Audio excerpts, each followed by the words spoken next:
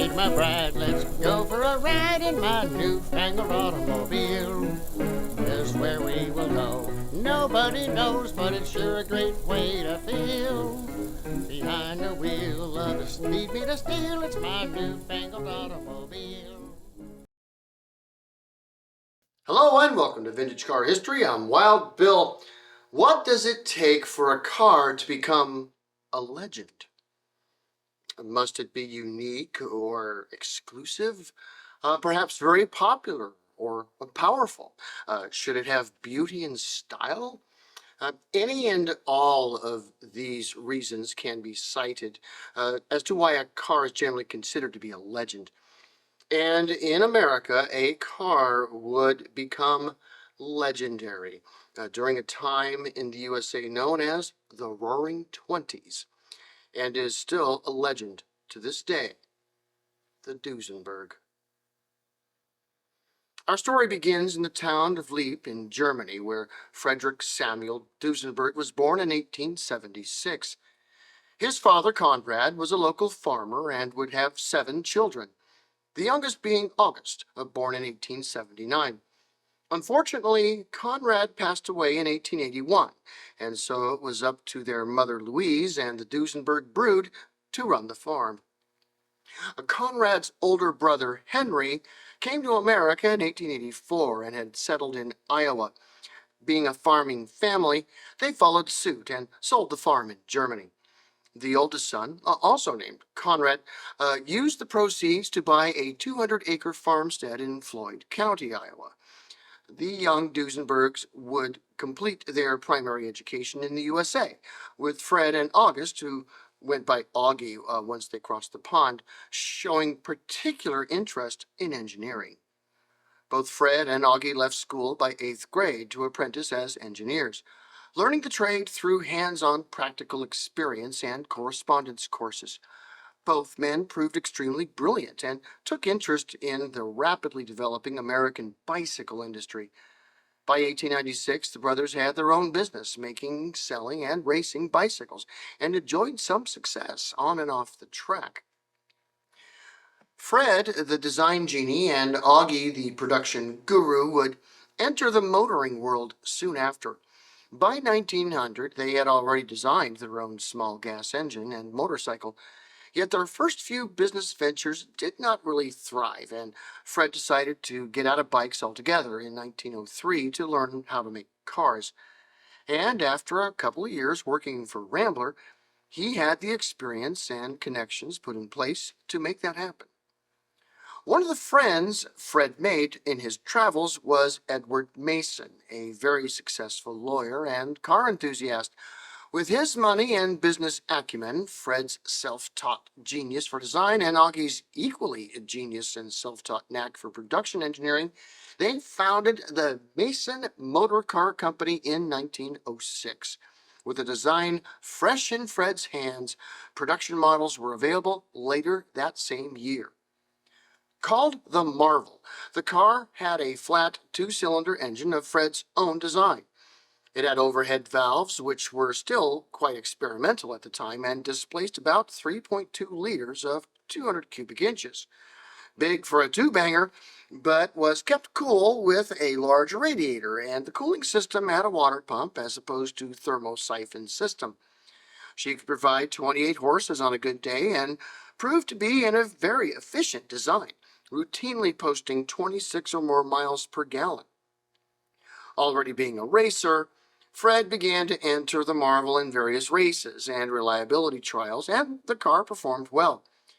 Augie also continued to make his contributions to the design, helping to make the ideas of his brother fit into something that can actually be built and sold at a profit. All seemed well until Mason brought in another investor in 1909, Senator Fred Maytag of washing machine fame, whom the Duesenbergs chose not to work with and left the company in 1910. The brothers worked together on a new engine concept, and by 1913 were ready to start their own company to make these new patented walking beam engines. They acquired a facility in St. Paul, Minnesota to produce them and offered them to the market. Their first design, a four-cylinder, had overhead valves, of course, but the valves weren't vertically placed above the cylinder head, but instead horizontally on the side of it. No push rods. Rather, long rocker arms, the walking beams as advertised, connected the camshaft down in the lower engine directly to the valve stems. 8.4 liters and putting out well over 125 horsepower, it was a beast. The engine was first used in a car their old friend Mason put together, the Mason Muller, and proved unstoppable on the track. The Duesenberg engine spread across the racing scene like wildfire. Fred himself entered a few races driving Doozy-powered race cars, and other drivers would win races and find success. Indeed, Eddie Rickenbacker raced in the 1914 Indy 500 and placed 10th. Keep in mind that the whole reputation of Stutz was based on a similar performance. Due to the entrance of the U.S. into the Great War, the brothers shifted to designing and making aircraft engines. They merged with a firm that had experience in that arena, the Lowe Victor Company, who provided the facility and tool-up funding to make engines for whatever military purpose to be available to most of the Allied powers. Located in New Jersey, they not only designed and built engines, but got to see the engines other allies were making, and this got the brothers thinking. After the war, Fred and Augie decided it was time to make their own cars. In 1920, they both moved to Indianapolis, Indiana, and established the Duesenberg Automobile and Motors Company, Incorporated. Both men had been planning and designing for over a year and were ready to hit the ground running, a design that would make history. The Duesenberg Model A was unleashed upon the world later that year. Not the first straight 8 engine ever, but the first to be put into production in the USA. 4.3 liters or 260 cubic inches, which is not particularly big for an 8-cylinder, it still put out some 88 horsepower with plenty of low-end torque. Also, the walking beam configuration was replaced by an overhead cam with the engine head itself with 2 valves per cylinder. This car had an engine that was amongst the most technologically advanced in the world, and the rest of the car followed suit. Sold in chassis form of a 134-inch wheelbase, the Model A was the first production car in the world to come from the factory with 4-wheel hydraulic brakes. A 3-speed transmission and attention to detail made this an expensive car, up to about $9,000 per car, depending on your choice of coach builder. Of course, Fred couldn't get racing out of his blood, so the Duesenberg Model A's, or at least variants, took to the track. Fred designed some serious race cars to both promote the brand and have fun.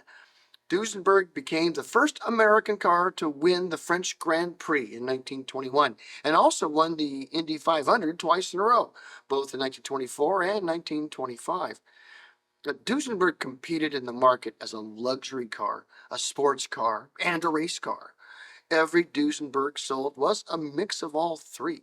Powerful, fast, at the cutting edge of technology, beautifully clothed by the best coach workers. Every car was a work of automotive art and became part of a unique culture.